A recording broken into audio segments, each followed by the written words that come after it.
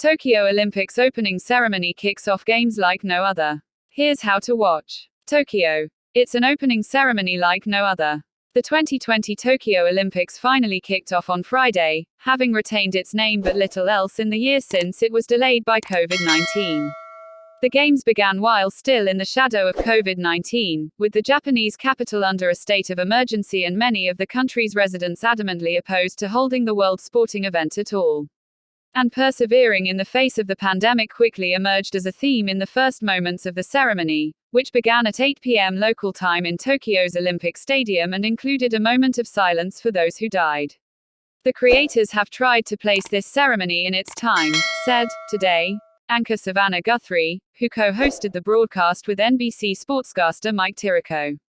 Outside the stadium, hundreds of protesters carried placards that read, "Lives over Olympics," and chanted, "Stop the Olympics," as they marched with the time difference. Tokyo is 13 hours ahead of the eastern United States, 16 hours ahead of the West. Americans had to get out of bed early to watch it all live. MRN live coverage in the US got underway at 6:55 a.m. Eastern Time. And the ceremony will be rebroadcast in prime time at 7:30 p.m. Eastern Time and once more overnight.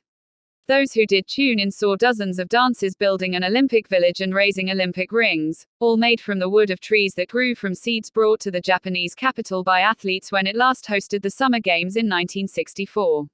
Instead of a 68,000 capacity crowd cheering as athletes from more than 200 countries paraded with flags unfurled, fewer than 1,000 foreign dignitaries and diplomats, Olympic sponsors and members of the International Olympic Committee were present as the Games officially begin.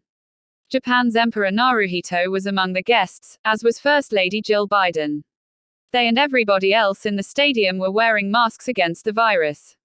The rest of the world, including the Japanese public, watched on TV or via streaming services.